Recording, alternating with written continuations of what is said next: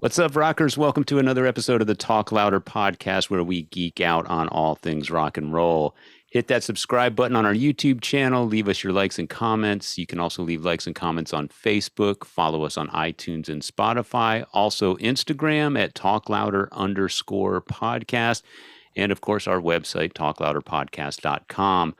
I'm Metal Dave, along with my co-host Jason McMaster. And today we have a guest that we're both pretty excited about because we're big fans of this band. We have Phil Sandoval, guitarist from Armored Saint. The band's got a new album out. We'll talk about that. Of course, we're going to talk about their history. Jason and I were both in attendance during the Metallica Ride the Lightning tour when it went to San Antonio in 1985. We didn't know each other at the time, but we were in the same building. And Armored Saint was the opening act for that tour. And of course, we'll talk to Phil about that as well. Anything else you want to add? Talking about the Cameo Theater, three nights in a row, Armored Saint and Metallica. And it's you could call that a heyday. Yeah. I mean, that's a heyday like a mofo. Exactly. So legendary. They were supporting March of the Saint, and of course Metallica was supporting Ride the Lightning, as Dave said. And you know, that's when I first met Phil. Would have been February 21st of 1985 at the Austin City Coliseum.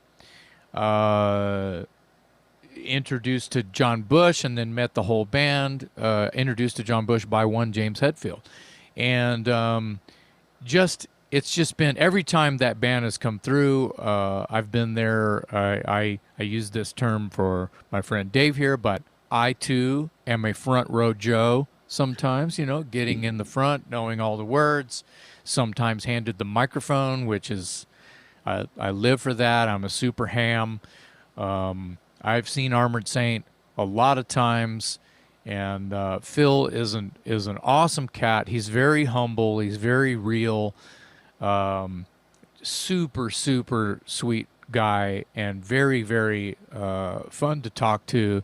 We've had some great times with Phil and the Armored Saint guys. I was riding your coattails on a couple occasions when we ended up on the tour bus and hanging out with the guys, and I did actually see you get on stage and sing with them. So yeah. I have a photo of that somewhere. That was when they were out. I don't know what record Dio was touring, but that was in 2000. Magica. Yeah, Magica. Okay. Yeah. Who was on drums on that? Was that Simon Wright? He was on the studio album, so I bet he was on that tour. And so Simon Wright, Metal Dave, Jason, Armored Saint, all in the same building, and we didn't get to who else? Brian Slagle, founder of Metal Blade Records. So you'll hear us talk about that in this episode. I was going to get to the Ride the Lightning tour a little later in my notes, but since we're kind of on the subject anyway, I wanted to ask Phil a little bit about that because. That was the first time I ever saw Armored Saint. You guys were supporting Metallica on the Ride the Lightning tour. You played the Cameo Theater in San Antonio. And in San Antonio, that gig is legendary because the demand was so high that Metallica ended up doing 3 consecutive nights at that venue. And so I want to know from your perspective, what was that like logistically? Did you guys, I mean, because typically a band can't just stick around town for 2 additional days. You know, you've got a schedule and you've got an itinerary and you're on the move. Now, granted, this is kind of in the early stages of both bands' careers. But was there any sort of discussion when it became apparent that tickets were selling out and you could do a second night and a third night? What do you recall about that whole time in San Antonio doing those 3 dates? Well, I look at it like this. I didn't really handle any of that kind of business and stuff like that. So I'm not the kind of guy to ask about that. But I do remember just the shows in Texas were like extraordinarily fantastic. There's just a vibe, and that whole tour had a vibe. It's almost like the mosh pit was invented on that tour. And we were watching just people go crazy, you know what I mean? And we've never seen this before, like that, So I remember just really like Stormtroopers, just Metallica's just exploding. That was the tour that exploded Metallica. Yeah. Yeah.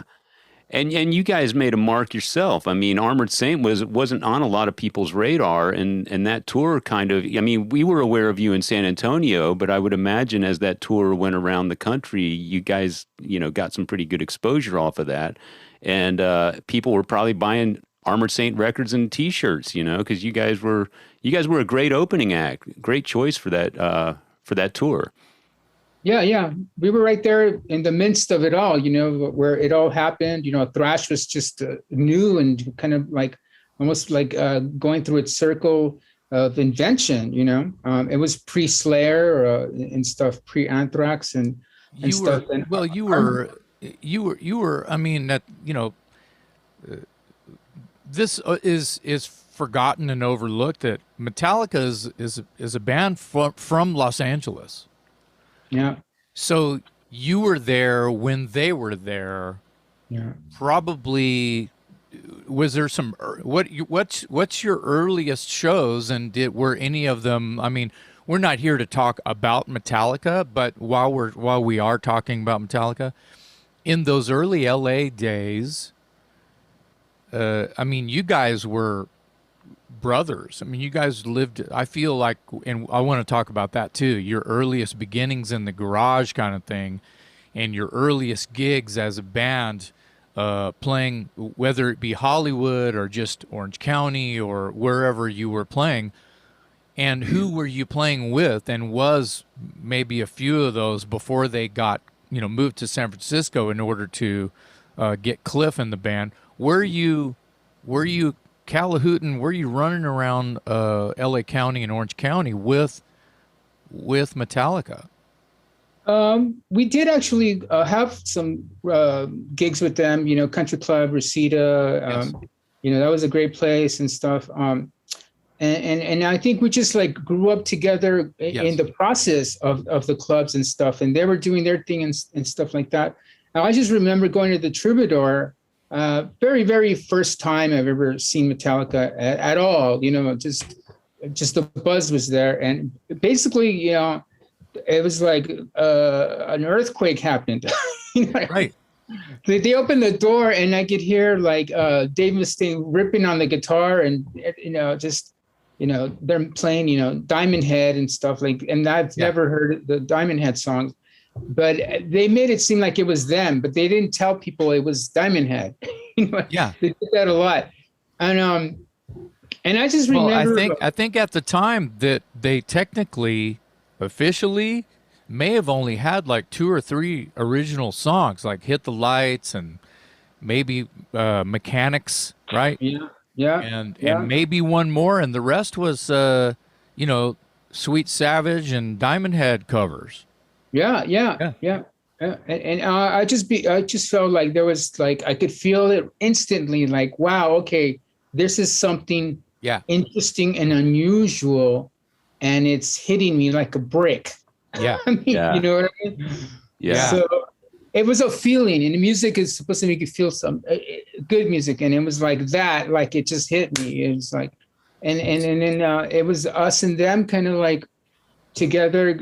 Yeah, they played their gigs and we played our gigs, but they knew about us, Of course they did. As a matter of fact, I think they asked John to join Metallica. Like really early on. Probably a few years after that. I feel like maybe I'm just speculating that some of the material they wanted to play was a little technical, and I think at that point James was still working on his voice and singing, playing at the same time. In my opinion, on one side of the coin, that would have been just like some kind of strange masterpiece. But at the same time, James wouldn't be who he is now if John would have come in, right? Yeah. But I think that there's a lot of love there and respect. And I want to talk about, Metallica on Metal Massacre 1 was way down the running order.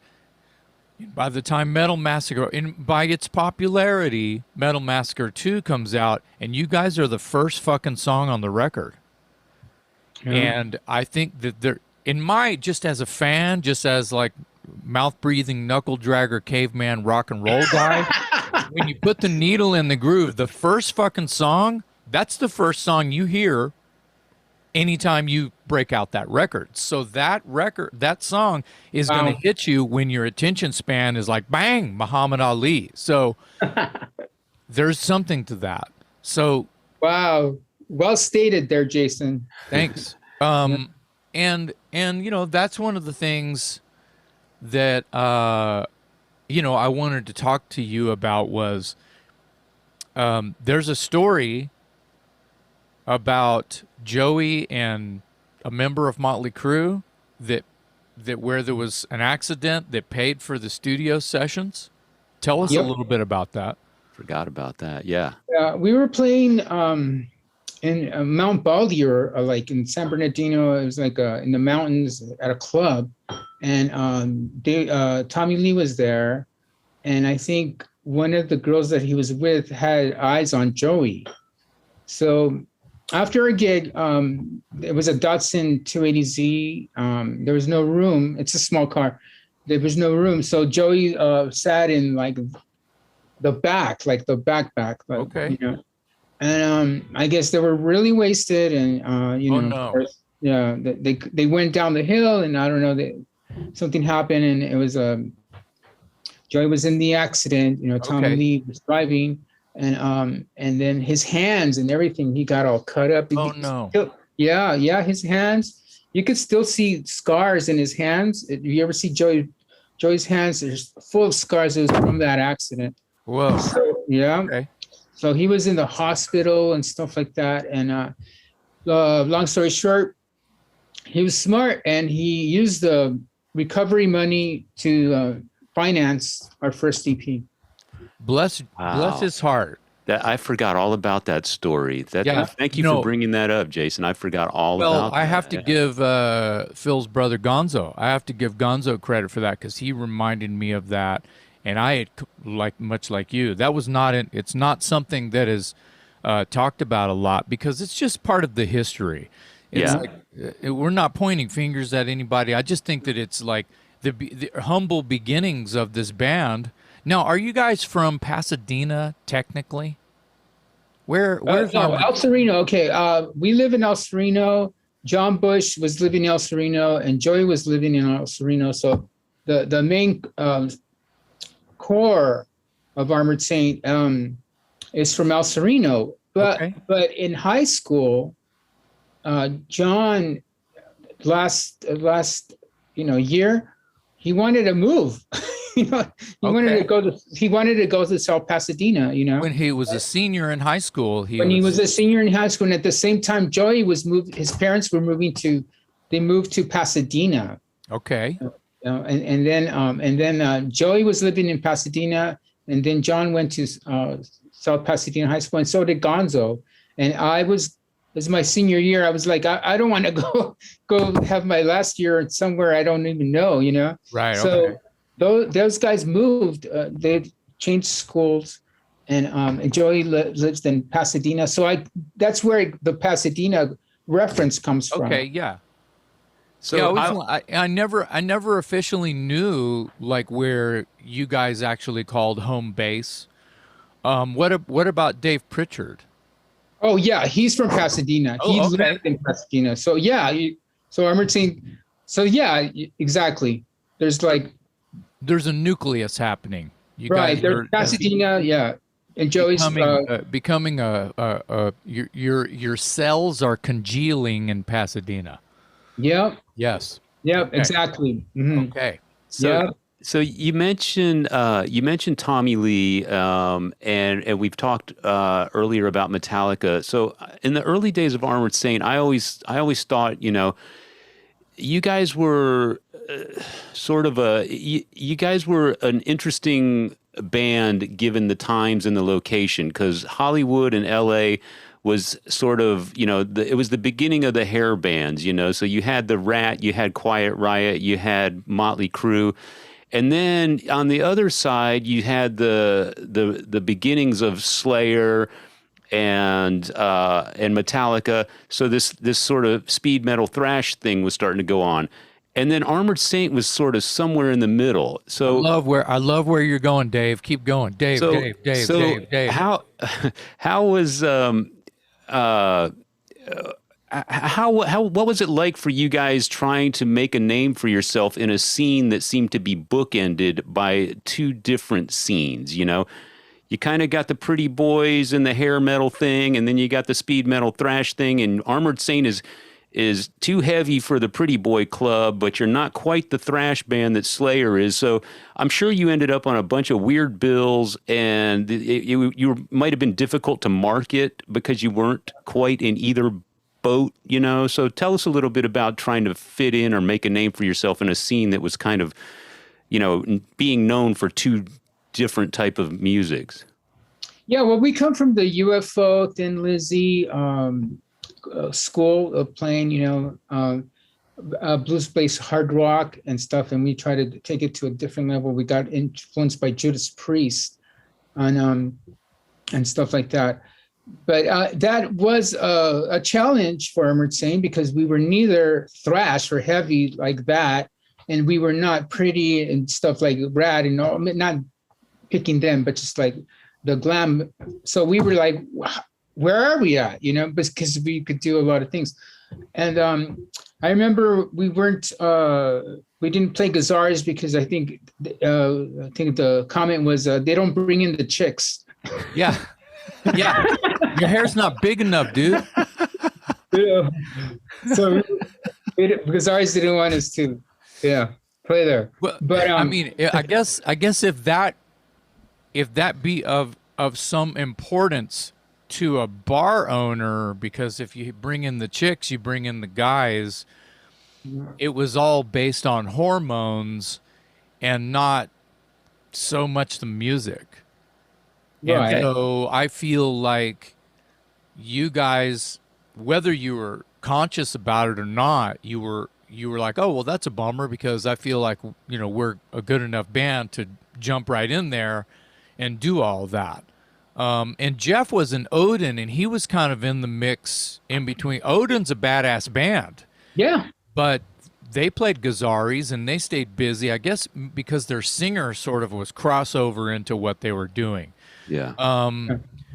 But back to Armored Saint and specifically you guys and what you guys were doing that early on when you started to play out on a regular basis and the earliest scene, like Dave set up so perfectly.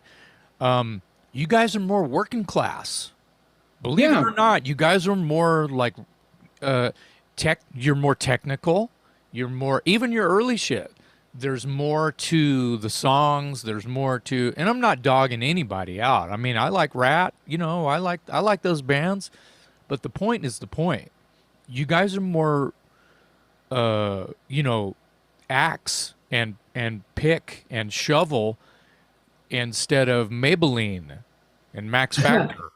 Yeah, we got like meat and potatoes. You know what I mean? Kind of a metal. I mean, power groove, metal groove. Because we always put the groove. You guys write riffs, though. You guys have riffs. It's not just power chords, and there's riffs, and there's a little bit of shuck and jive and technical and dance to what it is you guys are doing, on top of power rock. Just straight ahead.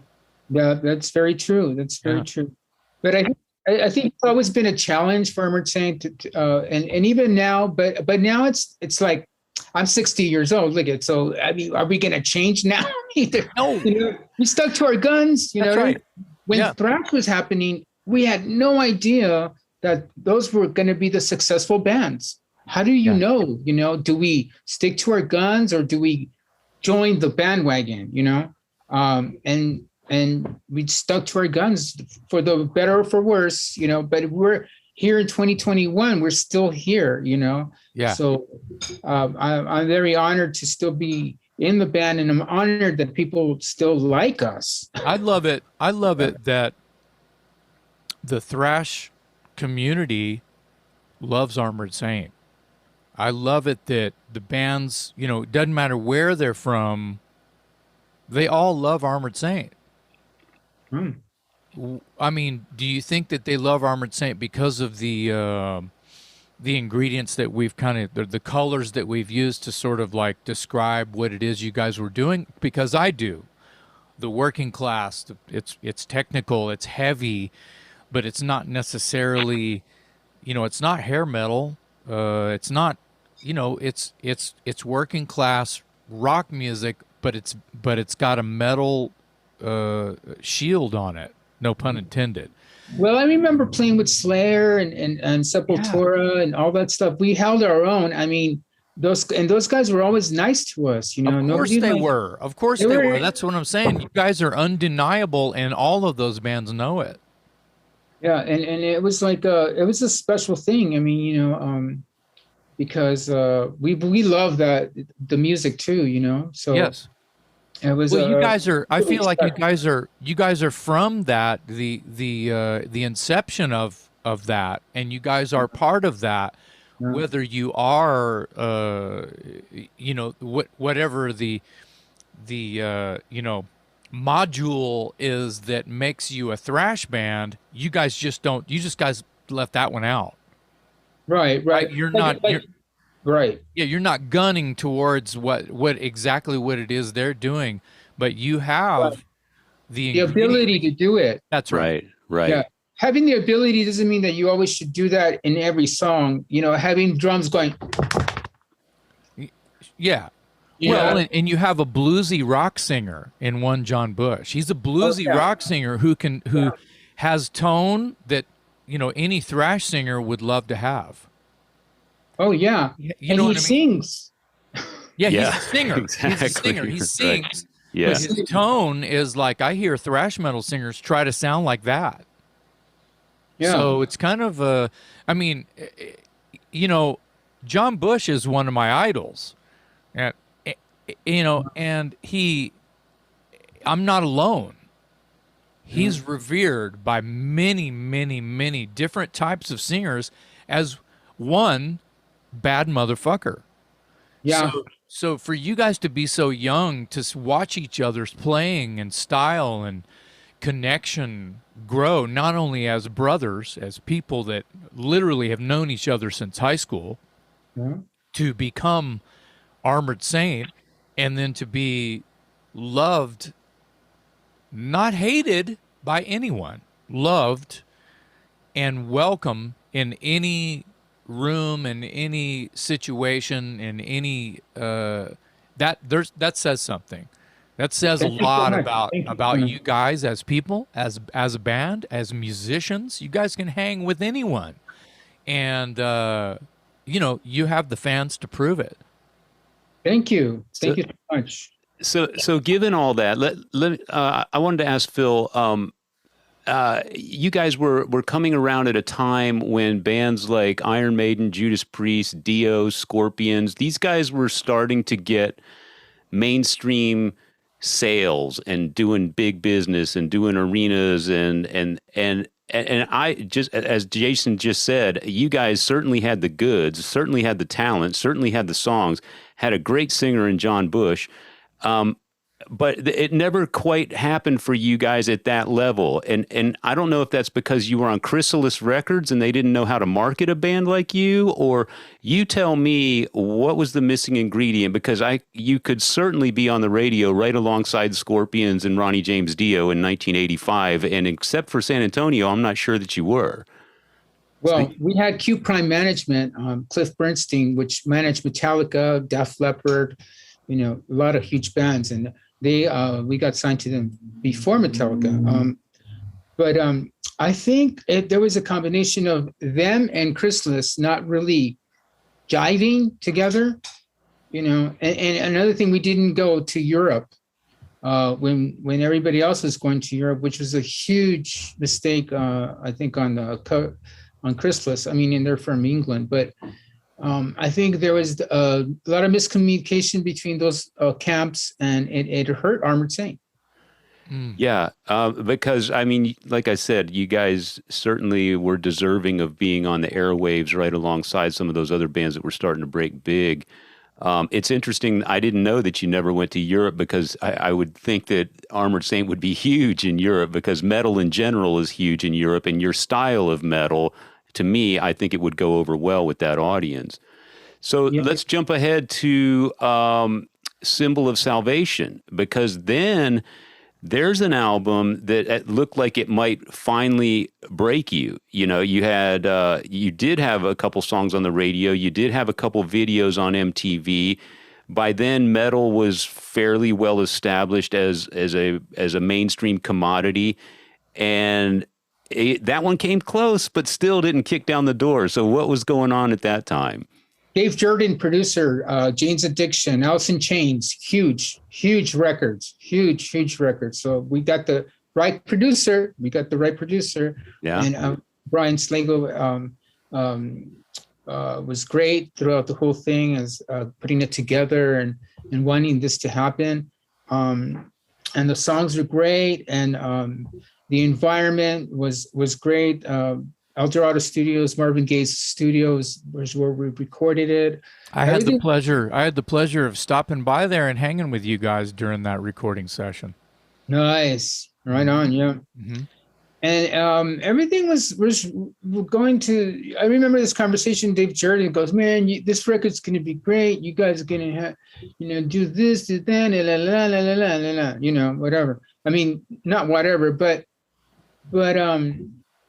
it just something happened. I don't know. It's just like it just didn't connect. But I have to say that in October of this year, the DVD for the live recording that we did in Gramercy Theater in New York is coming out, and it's got the Symbol of Salvation recorded in its entirety, and it's coming out October of this year. Oh, nice. I remember when you guys do that, and Jason Engel, your fearless road manager, was asking me, so you flying out? You flying out for that? You coming out? They're doing the whole Symbol record. You're going to be there, right? You were there. You're going to come out and celebrate with us? I was like, too much pressure. What? do I have to buy a ticket right now? Or, Yeah, that's funny. I wish I could have been there to see some of that. Did you guys tour that as a did you do, Symbol in its entirety? Did you do a whole run like that or just the one? No, we did a whole run. Oh, good. Yeah, we did. Good. Yeah, here in the United States and some in Europe. That's I'm glad you brought that up because I wasn't aware of that. And if there's an Armored Saint album that needs to be done in its entirety, you could argue that might be the one because that's a great record, which is the reason I bring it up earlier. To me, that was the album that coulda, shoulda. That was. I mean, it was polished. It was great songs, great singing, great playing. The time was right, and I always, I feel like Armored Saint is this underdog, is this perennial underdog that was like always right there, man, close to the finish line and never got the break that other bands did. But I admire your tenacity, as you said earlier. How many years later, and you're still doing it? And I want to jump in real quick. You're talking about the time was right. When that record was being recorded, if I'm not mistaken, it was 90 or 91. Right. Somewhere in there, yeah. 90 or 91. 90, yeah. Yeah. And so you think about what's about to transpire when you put that timeline on it. Yeah. And that could have been the cards against you a little bit because it was very confusing. The musical landscape was very different at that time. For whatever reason, that's fine. I welcome any style of music to come in and do well. Yeah. The Seattle sound and the bands from there, that was the new hotbed, right? So all these bands were doing really great, writing this great rock and roll music. I refuse to say grunge, but everybody knows it as grunge. They were all writing these great rock and roll songs. Heavy music was on the radio. What was about to happen was the Black Album, Metallica's Black Album.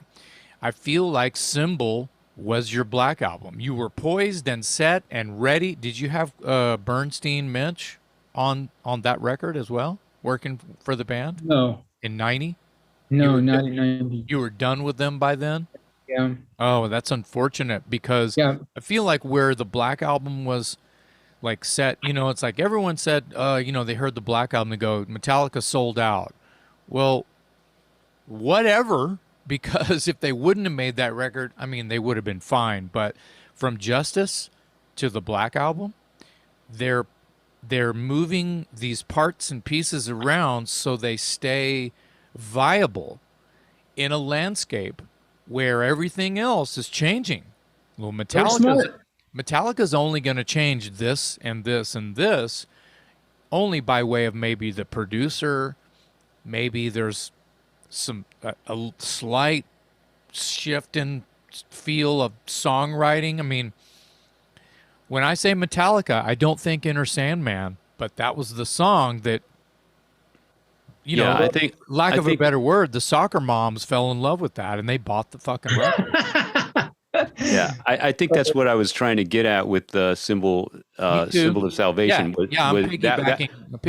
That was the album that had all the ingredients in place. And Phil brings up a great point here, and so do you, Jason. I mean, Dave Jordan produced. I mean, so he's a hot guy at the moment. He's doing 9 Inch, or he's doing Jane's Addiction. He's doing Alice in Chains. So he's kind of. He's kind of the producer of the moment, and that's what I was kind of getting at. Was it seemed like all the ingredients were in place. If there was a record that was going to break through, that one seemed to be the one that stood the best chance. And it's a great record, regardless. If it didn't sell like the Black Album, so what? Yeah, that wasn't my point, by the way, and I know that you guys know that. But for our listeners, it's like, that Black Album just celebrated its 30th year anniversary, and I think that that's amazing when you look back and think about all the things that were happening right around that time. And when I say right around that time, Symbol of Salvation is right up there with it. That Symbol is a very important record. Here it is. Yeah, we can't see it. Oh, yeah, there it is. It's kind of, your background won't let you because of the glare. That's okay. That's all right. Well, let's talk about this. Can you see that? Hold on. Twinsies. Oh, there you go. Brand new. Where's yours, Phil? Actually, it's where's yours? I'm in my room. We got to do a triple nipple. No, I'm kidding. Actually, it's about almost a year old already. Is that right? October. October, yeah. So I'm holding up the latest Armored Saint album, Punching the Sky. Great record. Another one that's it's got all the classic Armored Saint ingredients in place. You co-wrote Can You Deliver and some other, that's one of Armored Saint's signature tunes, and you've co-written some other stuff in the past, but you're on this you've co-written on this record as well. Tell us about some of the songs that you had a hand in writing on this new album. Great. Thank you. Well, end of the Attention Span, Fair, and No Do Wrong to None are the ones that I kind of co-wrote with the band. End of Attention Span first came to me when Guthrie Govan said something about people's attention span is just short now and stuff, which I think it's true. And then I thought, hey, it's the death of the attention span. And I gave it to John, and John liked it, and it ended up being End of the Attention Span. So I was very honored that he actually liked it and stuff, and it became a song, and I had a riff for it. I think I came up with the riff in Croatia when we were at soundcheck, and then John says, "Hey, what's that?" And I go, "It's a riff I just came up." He goes, "I like that." So that riff ended up being in the song, and then Fair was another song, and he used one of my lyrics. I said something like, "It's not even once upon a time anymore; it's once upon a minute." You know what I mean? Because so many things in life are short now, and just so many surprises with. And people dying and other things, and then that song turned out to be a very cool song. It's very emotional, Yeah. And then Do Harm to None is a riff that me and my brother came up with. Gonzo came up with the drum part, and then I just followed the drums, and then it was written by the rest of the band as well, John and Joey. And I'm going to go on record as saying I swear I'm not trying to kiss up to you here, but those are my favorite songs on the record. Go ahead and kiss up to him, dude. It's cool. That's why he's here, so we can both kiss up to him. Yeah, Oh, man. thank you, David. Those are my end of the attention span, especially because that riff. It's got that chug, and then it's got that almost like a triple pick in the middle that's just like thrown in there just because you can. Right. It's wicked, man. Very cool insight. Yeah. It's Got all that. It's wicked. I love that song, and there's a lot of great moments on the album. And I wanted to give you a little credit there for co-writing some of that stuff. And I'll tell you, I didn't study the album inside out. So the fact that you bring up my favorite songs is a testament to your songwriting ability. There's Phil making your job today easy. Yeah. And then now the album is produced by your bass player Joey Vera, and Joey, obviously an accomplished producer. Accomplished musician. I mean, he's a talented dude. And now there's got to be some advantages to having your bandmate be the producer, but I want you to tell me what are the disadvantages, if any, of having your bandmate be your producer. Well, it's just very close, and stuff. Like, how do you like this mix? And it could be like, oh wow, turn up the guitars. I mean, it's like the guitar player saying, turn up the guitars. Classic. So like, come on. But it's all good.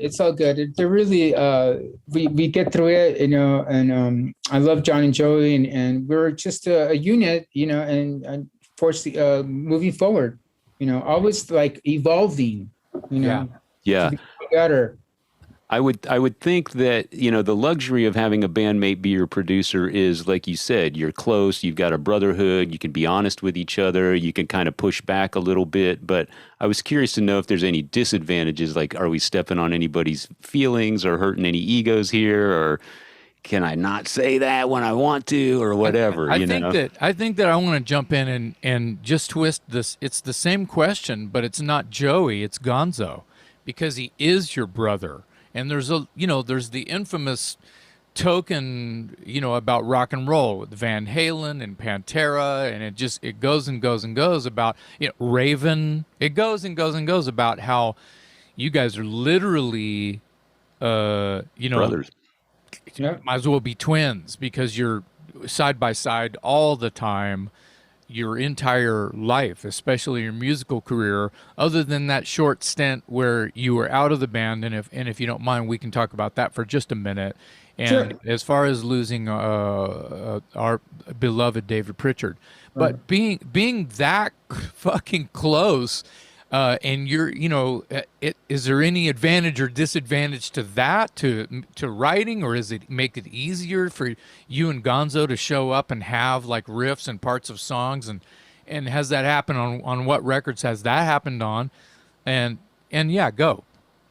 I was mostly in the beginning where we all like contributed and stuff, and it's great having my brother and stuff. And like family, there's ups and downs and stuff like that. But the core of the love of our family is there, and even within Armored Saint. But no family's perfect, We've had our little like fights and and stuff like that, and but it always comes back to love of each other and respecting each other and stuff. It's just a very a moral thing to have love for your brother and to keep it and nurtured and stuff. Yes, so, I agree. I have 3 brothers myself, and I know exactly what you're talking about. And it's interesting, and it probably the hard times you're talking about had to be just this bounce and then bounce back and bounce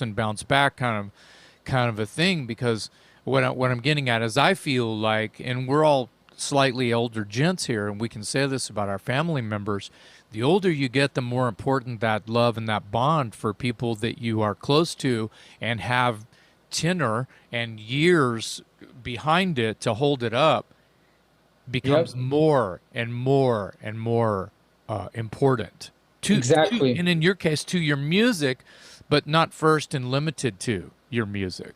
Right, exactly. Mm-hmm. We're tight. Me and Yeah. Gonzo fight. Yeah. You know what I mean? Yeah. Yeah. Yeah. And that might disturb a couple of people, some people, because they we support each other, Yeah. a lot, and it might bother some people, But I understand that though, because there's some brothers who literally don't talk for years, and you're not that. no, we're not No, that, no, not at all, no. That's what I'm saying is you Yeah, guys are the yeah, opposite. Yeah. yeah, exactly. So that might bother some people, but you can't break that bond, you know what I mean? No. But I don't want to get away from the new album just yet, but since we're talking about your brother Gonzo, and I wanted to ask you, and then we'll come back to the new album because I have a few more questions. As kids, when you guys were growing up and getting interested in music, were you sort of like, we read the classic stories about the Van Halen brothers and the Pantera brothers. What was it like growing up as a child with a brother who was also interested in music? And did you come from a musical family? Did you have parents that were musicians? And did you start off on drums and Gonzo started on guitar and then you swapped like, the Van Halen brothers? Or just give us a little bit about your childhood when you're growing up and having a brother who's equally interested in music. wow, well, Gonzo in sixth grade played guitar, I knew it. he played guitar, acoustic guitar, classical guitar in sixth grade. So he got the bug first, Gonzo got the bug first, and then I think in high school he saw a drummer, yeah, and then or junior high, or I don't know, but but he wanted to play drums after that. Interesting story. The day he was going to get his drums, he broke both his wrists. Oh. Yeah. How do you do that? Okay, we have two trees in our front yard, and our dad put a rope, like Tarzan, these two trees, and I went and I crossed it, like jungle, like a Tarzan, and it was Gonzo's turn, and Gonzo didn't want to do it, and then my dad kept on going, "No, you can do it, and then he did it, and then he swung hard, and his hands slipped from the rope. And he went to break his fall, and he hit his wrist broke. Oh, Yeah. not a good start to a drumming career. No. So that day, he was going to pick up some drums, his first drums, and I said, "What do you want me to do?" He goes, "Go pick them up." And I'm going, "Really? Okay." So I go and it's a jazz little drum set. It's a 18-inch bass drum, and this cat was playing some killer shit, like jazzy and just like grooving R&B funk. I'm going, man, that kit sounds like dope, So I pick up the drum kit, bring it home, and there's Gonzo with his wrists all bound and stuff, and there's the drum kit. So guess who starts playing the drums first? I'm glad I asked the question. This is a great classic. story. It's Yeah, classic because that seems to be, this is not the right word for it, but the trend with Vinny and Daryl and Alex and Eddie. So very interesting. So Yeah. so when do you pick up guitar, and who's your first guitar hero? That was okay. Then we go back. Well, it was Jimmy Page for sure. Jimmy Page was my first guitar hero, but the way that came about was also as John and Joey and Gonzo were friends before I was introduced to them, and they will always be talking about music. Queen, Kiss. They'd be comparing and stuff. And then when I met them, then we started always like discussing music and stuff. We were big Queen fans. Big, Awesome. Huge Queen fans. And stuff, and how it came about was like, well, there's a talent show, also in junior high, so we should put a band together and stuff, and they put a band together and stuff. So I was like, man, I don't want to like be out of it, so maybe I should pick up the guitar, because Gonzo's playing the drums. So that's how I started. I was like 15 or 16. I started playing guitar, and I wanted to be part of that. So Wow, That's actually a little late in the game. Yeah. But obviously you made up for lost time. Well, so that's cool. So we have a talent show to thank for you becoming the guitarist in Armored Saint. Yeah. I wanted to get back to the new album here. Yeah. Punching the Sky. I noticed that Dizzy Reed is on this record, and people will know that name as he's the keyboard player for Guns N' Roses. So how did you guys get him involved, and how far back do you guys go as friends, if you are friends? I mean, just tell me how that came about. Well, I think he's friends with Jeff, and I think that whole thing was Joey. That was like that thing that happened. That was all him. So I don't know too much about that story. Yeah. So Joey was like, "Hey Jeff, call Dizzy." Right, something like that. Pretty Or, much. we need a Okay. keyboard player. We need a keyboard player for this part, and then just go. Oh, I know somebody. Oh, who do you Yeah. know? Oh, Dizzy. Oh, Yeah. he just played some Guns N' Roses. Oh, okay. Yeah. Can't be grandma this time. It's got to be It can't someone be who's grandma. more rock and roll than grandma, because we know Right. grandma can get around on a keyboard. Right. Gospel tunes. Yeah. Yeah. So, and there's another name I noticed I think I saw it somewhere in the liner notes. Francis Ruiz. Is that the same Francis Ruiz who's now drumming for Buck Cherry? Yes, I think so. Yeah. Okay. Gonzo knows it. Gonzo. Yeah. Francis Ruiz. Yeah. Yeah, that's true. Yeah. Yeah. Okay. I saw that name, and I didn't know anything about Francis until he started playing with Buck Cherry. But apparently, I think he worked for Motorhead at one time. I don't know if he was a drum tech or whatever. So, what was his involvement on this record? Does he tech for Gonzo or what? He did. Yeah, he teched for Gonzo. He did. Okay. Yeah. All right.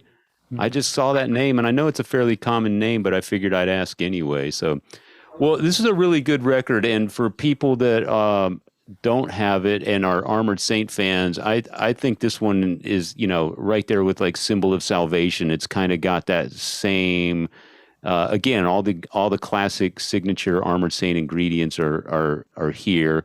John is singing amazing as always. I mean, when John left the band to go do the Anthrax thing, did you guys ever consider putting the band back together with a different singer? No. No, I love that. I don't think that ever crossed their mind. No, John leaving to go, that's another thing that kind of stopped the momentum of Armored Saint. But I can maybe understand a little bit why he left, because he was asked to join Metallica. We had a lot of push with Symbol of Salvation. It didn't sell the way it should. And then grunge, and then he might have been like little like, okay, this isn't happening, and I got this offer. I turned down Metallica, so now these guys are offering me, so I'm not going to turn down this offer again. So I guess I understand why he left, because he was maybe fed up. Yeah, no, that's a very valid perspective there. He might have felt like, damn, I should have took that Metallica gig when it was on the table, and then all these years later, the Anthrax thing shows up. And it's not that he didn't, put in his time with Armored Saint. You guys at that point had a long run, so you kind of can't blame him for going, hey man, I'm not going to miss out a second time, so I'll take this gig and see how it goes. But I was in I was in Hawaii when I heard that John Oh my God. taken that offer. It was 1992 or 93. And I was over there with former Armored Saint crew members Mike Graves and Dan Corporal.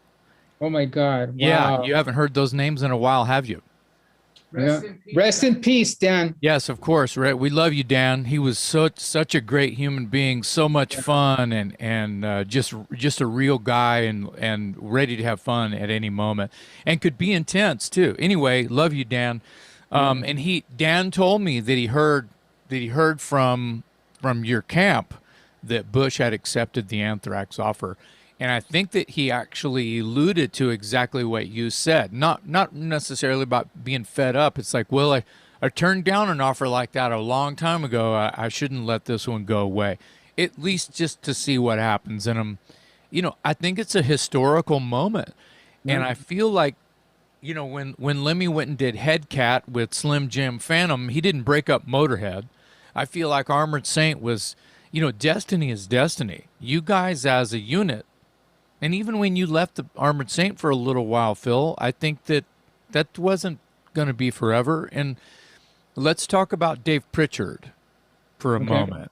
And you know, you grew up with him as well. He was close by in your earlier age. What was the first time that you met him, and when did he join Armored Saint? The first time I met him was through Gonzo, and we had a great talk, and I think I had seen him at Padrini Music before. Music store in your area? In Alhambra. I had seen him there. I never talked to him or anything, but I go, wow, who's this guy? But I remember we connected right away, and we were on a hill and somewhere in Pasadena, just standing, and he going, so he says like something like, so are you good? And I go, yeah. I mean, are you? And he goes, yeah. And he goes, well, let's jam.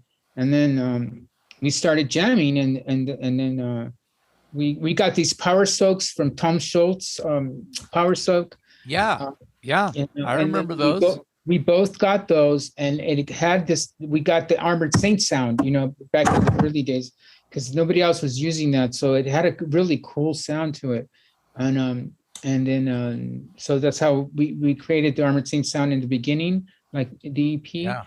But I remember him playing Eruption on the piano. You know, everybody could play Eruption on the guitar, but early on, how many people are playing it on the piano? You know, right? My son. Nice. I have a 13-year-old son who's a music freak, and he's very into that first Van Halen record. And he plays piano, and he learned how to somehow play Eruption on piano. It's funny that you say that, because I'd never heard it played on any other instrument except guitar, obviously. And my son plays it on piano and on marimba. Wow. So, yeah, but go ahead with your story. I just had to interrupt a little proud father moment there. Yeah. Yeah. So you guys started writing songs that would eventually, I mean, as a band, just to be quick about it, for the EP that you got a slot on Metal Massacre 2, you recorded the EP for Metal Blade. Was there any material that didn't, you know, how many songs did you have by the time you were done recording the EP? Probably like around 10. Okay. All right. Originals, which most of them ended up being March of the Saint. Right. And they were all written by the whole band as a co-unit. You know? Right. And we actually started jamming here in my garage, you know, at our house. And we put our parents through a lot. Yeah, I bet. We have to thank our parents, though. Come on, yeah, you know what I mean? Absolutely. I think every hard rock heavy metal band has to thank someone. Yeah, for putting up with it. Yeah, putting up with, because you know, here's the deal: is like, and you guys know this, is like when you form your first band, you suck. You know, you get in the garage at the first time and you don't really know what you're doing, you suck. Right. You're tuning when the drummer is playing the drums, and, you know, singer's trying to say, hey, what's up? I mean, yeah. It's not a song yet. It's right. Like, It's not, hey, let's just jam an A. And, you know, what's A? You know, you don't know. Yeah. You put your finger on the 5th fret right there on the 8th. It goes like this. Yeah. Yeah, it's like, well, I thought this was a rehearsal, not a lesson. Right. So it's important to know this first off, because I'm a fan, and this is really the first time we've ever done, you know, any kind of like you know, you and I, Phil, have talked extensively about history and just where you come from as a guitar player and a writer, and just early years with with shit, your brother and guys that might as well be your brothers because you've known them since you were a kid. Yeah. And you know, so let's go to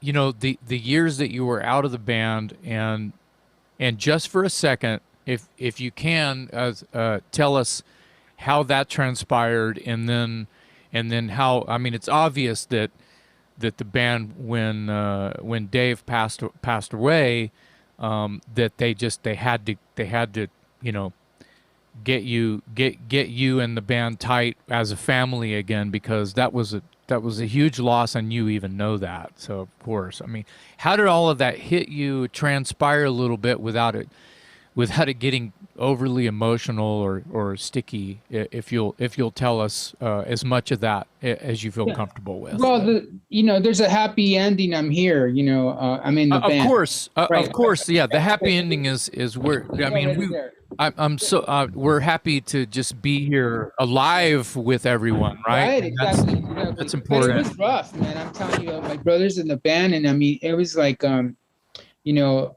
I had a kind of a rough childhood. It was, and then I think I have to take responsibility for everything, because it was like somewhat my fault, because I might have just done, inebriation too many times or stuff like that. But I don't think I was drinking at that time anymore.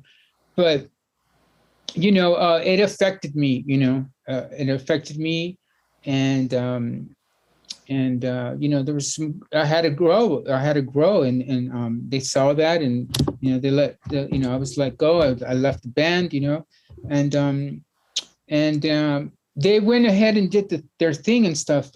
And if I was, and I'm only saying this with all love, if I was like the catalyst for them not succeeding, they had a chance to do it as a 4-piece. Yeah.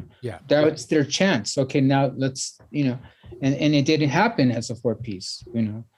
So maybe it wasn't, so much that. But anyway, so it was super rough. I had a lot of growth. I learned a lot of things, and then when they called me, when Dave died, and rest in peace. They wanted to do his songs, for the life of David Pritchard. Let's record his songs that he wrote, like maybe like 80% of Symbol of Salvation. Yeah.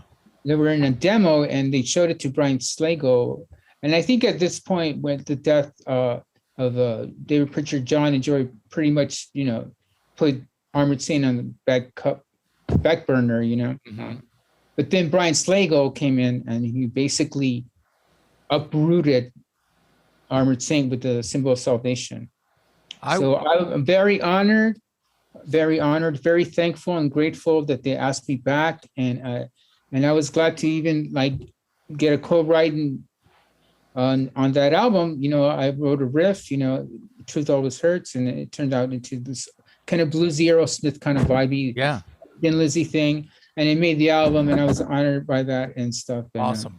And that's it. Awesome. I want to make this clear, and you can correct me and add to it and piggyback all you want, that neither you or Jeff Duncan are in my eyes considered a replacement for David Pritchard.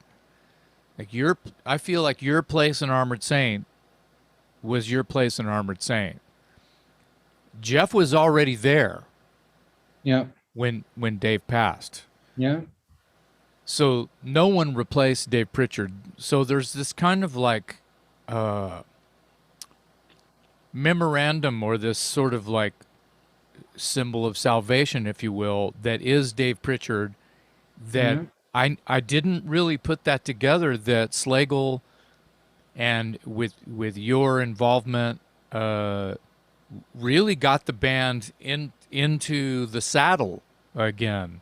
And I didn't know that. So I think that there's a lot of emotional connection to Symbol of Salvation, which, whether people know the lore the backstories that led to Symbol of Salvation, because I don't know if I'd literally put this all together in my heart and in my head that Symbol record had such legs and meaning, triple meaning kind of a thing, as a welcome back. I mean, like I mentioned, the musical landscape didn't work out, and there was a lot of people were putting, everyone was anti-up, right? Right. And then Bush going and doing the Anthrax thing too. But at least that record got made.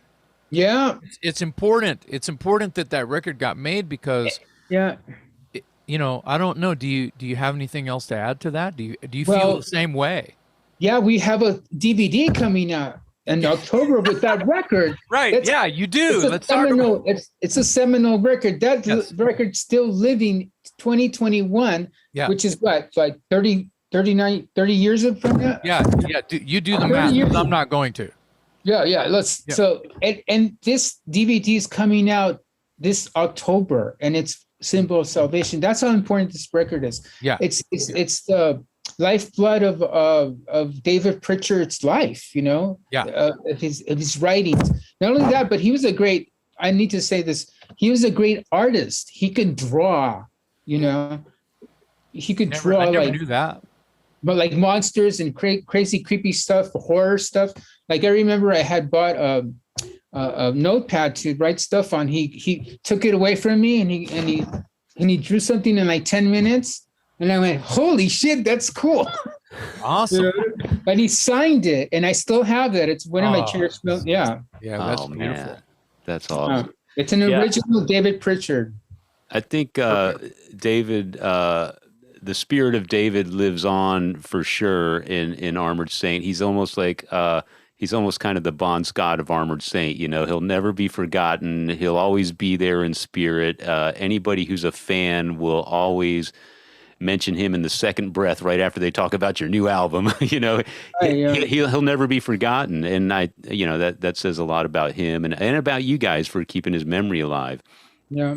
You mentioned Brian Slagle, and that always brings up a great memory for me. I was with Jason at a club called the Back Room in Austin, Texas, and you guys, Armored Saint, you were on tour supporting Dio, and I want to say Lynch Mob was also on that tour. Yeah. And Jason's driving, I'm sitting shotgun in his car, and we pull into the parking lot. It's around sound check, so maybe 4:00 in the afternoon or something like that. And you come running up to the car with a video camera and stick it in the window and start singing the Dangerous Toys song "Scared." Dude, David, I didn't tell you this, and I hadn't pressed record yet, but as soon as Philip came in here and jumped down and sat down, he serenaded me with my own song. Well, okay. So just relived exactly what you did, and what was that, 2000? Yeah. 99, I have 2000? I have the all access pass or whatever, the sticker sitting, it's over there on my wall. It was 2000. Mm-hmm. And I just remember being with Jason, and we're going to, meet up with you guys, and you come running across the parking lot, Phil, with this video camera, and you stick it in the car window and you start singing "Scared." And I'm cracking up, man. I'm like, look at this maniac. This is hilarious. And he knows all the words to the Dangerous Toys song. So we ended up hanging out with you that night and had a great time. But Brian Slagle was there, and that was crazy for me because of obviously who he is and his place in heavy metal history. And we're in Austin, Texas, so I'm not expecting him to be there at all. But he was with you guys, and there's some pictures of me and Jason with Slagle on your tour bus, and we hung out and we had a great time, and it was an honor for me to meet him. And then I remember we're sitting on the bus, and you guys are talking about whether or not Jason wants to come out and sing on stage that night. And I'm thinking, Well, obviously he does, and he came out. And I remember Bush introduced Jason as the hometown hero or whatever. And the place was packed, of course, because Dio is playing at this club. Yeah. And Jason comes out and sings a couple songs with you guys at the end of the night. And it was just an awesome, awesome memory that I always associate with Armored Saint because you guys just gave me a great night. So, I was talking to Gonzo earlier, and I didn't tell you. I just spilled the beans, but we'll get to that later. And we talked a little bit about how Armored Saint is one of the bands that I'm a huge fan of, who let me in, and I could let my fanboy thing go away. You understand? yeah, Mhm. Like you're just a not- bro. It's Yeah, you're part. yeah, Yeah. and I can let the fanboy thing go away, and I feel like Metallica let me in at the Lemmy let me in. That I use the term "let me in" not loosely, because there's a lot of bands who I idolize, who I'm just fanboy. Oh my god, oh my god, oh my god! I'm jumping up and down, and it's Rob Halford. It's Rob Halford. I've toured with Judas Priest, and every night I'm seeing Rob Halford. Oh my god!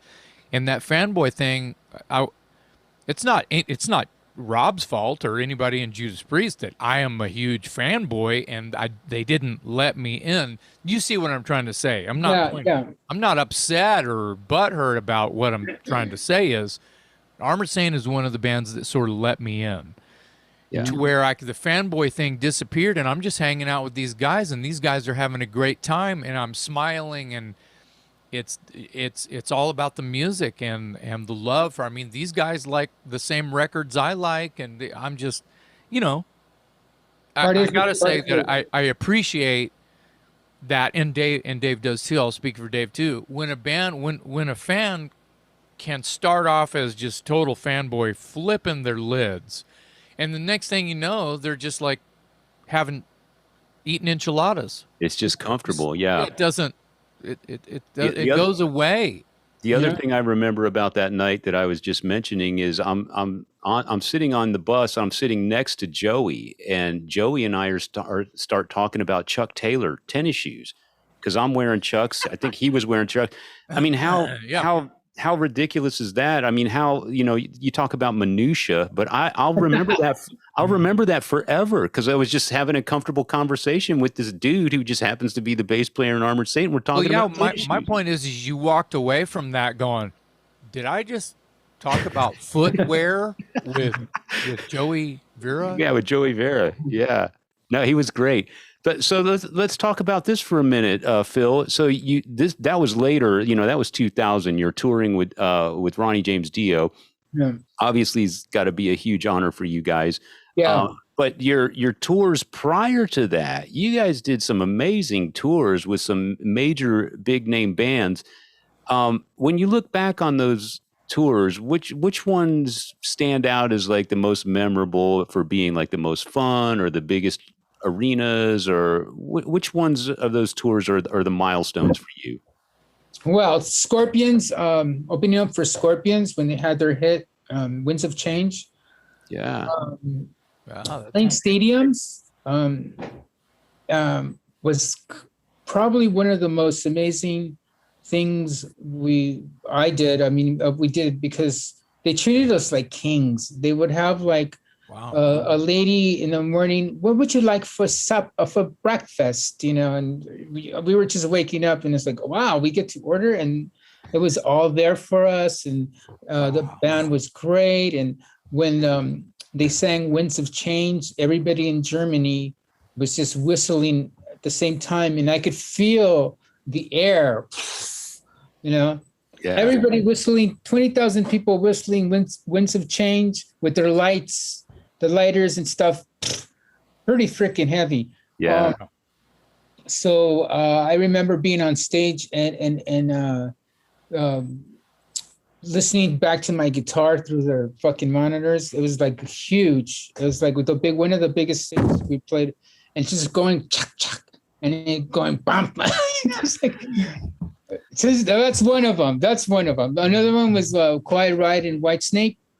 Yeah. Oh, yeah. Because John, I mean, as a guitar player, John Sykes, come on. Oh, yeah. Come on. Oh my God, John Sykes. And you know, so me and David always finish our set, change and run to the front just to see John Sykes and David Coverdale kicking ass and stuff like that. It's like for a month of doing that, that was amazing. You know what I mean? Yeah. I saw that tour in Austin, but you guys weren't on the bill. Yeah, I saw the same tour in San Antonio, and Helix was the other band. Yeah, that's right. That's right. We missed Armored Saint on that tour. Yeah. But yeah, I can imagine John Sykes, dude. Wow. You get to watch that every night. What else? Because I mean, I looked at the list of bands you toured with, and I couldn't believe how long it was and how big these names were. So Scorpions, Quiet Riot. What's another one that was, you know? Well, Suicidal Tendencies was fun. You know, that was a lot of fun. You know, it was,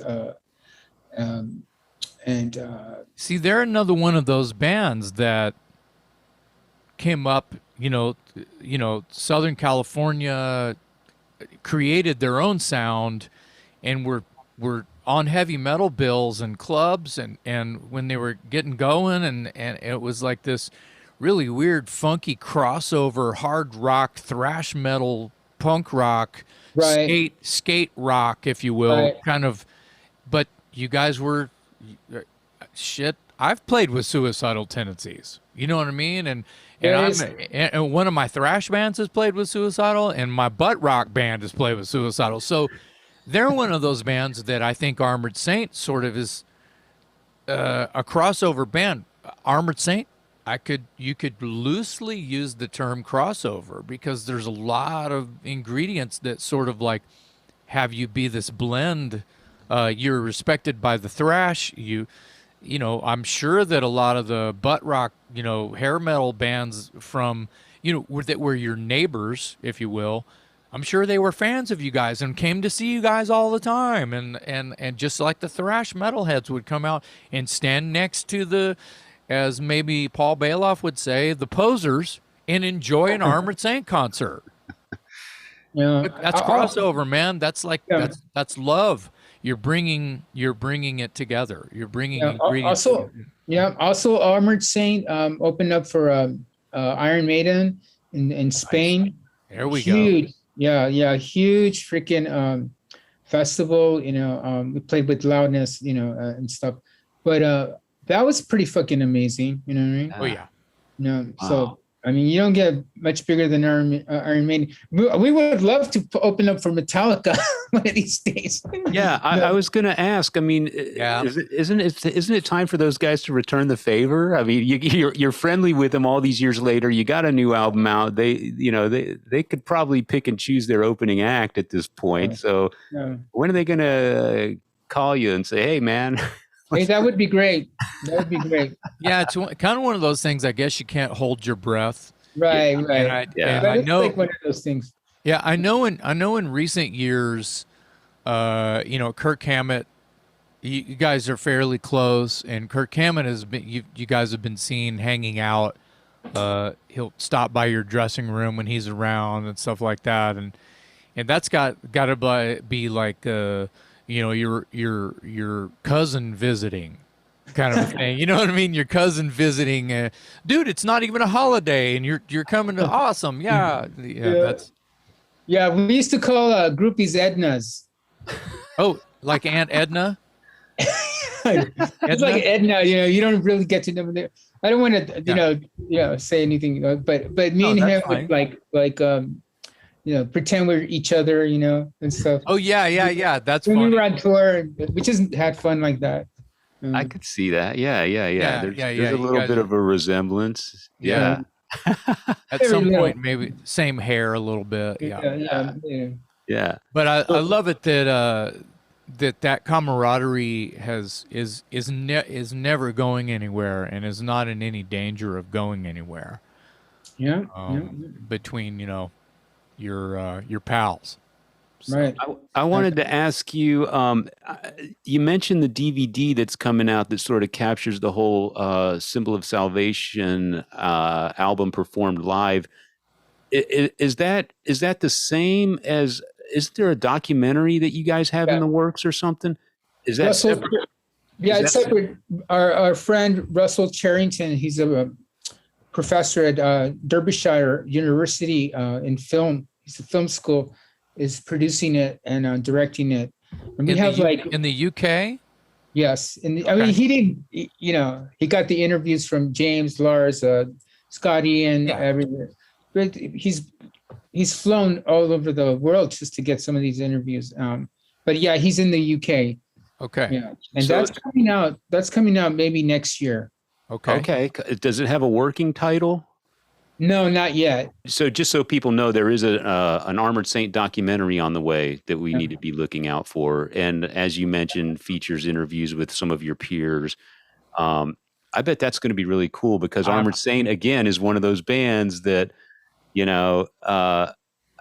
I think the story is great, and this is another vehicle for telling the story. And I'm glad that it's being done. And you guys have some big name peers. So I think it's going to be really cool to sort of capture them paying tribute and respect to, Armored Saint in this documentary. It's going to be an awesome thing. Yeah. So we'll look for that later. When? Later? Maybe like next probably year? March next year. Okay. Yeah, All March right. next year. Yeah. I gotta say, guys, I have to go get a shot at 1:00. Good for you. Okay. Yeah, I have to go get a shot because everybody's touring now. If something comes up, I gotta be vaxxed, right? So Understand. That's right. You gotta do the work so you can do your work. Right. So I want to say that I'm working on a solo album with my brother. He's producing. Awesome. And we got 3 songs down right now. We're demoing and stuff. So that's kind of like a different thing, But that's awesome. Well, if you need any vocals, I know someone that would love to help you guys out in any way possible. Backing vocals, whatever. Wow, really? Whatever you think that you. Yeah, I'm just throwing. Yeah, just call me, Phil. Awesome. Know a guy. Give me a ring, man. Know a guy. Jason. Oh, thank you so much. I'm gonna hit you up, brother. Oh yeah, anything, Hey, man. anything you need, I can record here and email tracks. It sounds fine. I have tons of worldwide releases I've recorded right here in my studio. So there you go. Right you heard it here first on the Talk Louder podcast. Yeah. All right, Talk Louder podcast is awesome. Yeah. Thank you, Phil. We'll let you go get vaxxed. We'll wrap up and let you go get your shot. Thank you for joining us today. On behalf of my co-host, Jason McMaster, I'm Metal Dave, and special thanks to our guest today, Phil Sandoval from the mighty Armored Saint.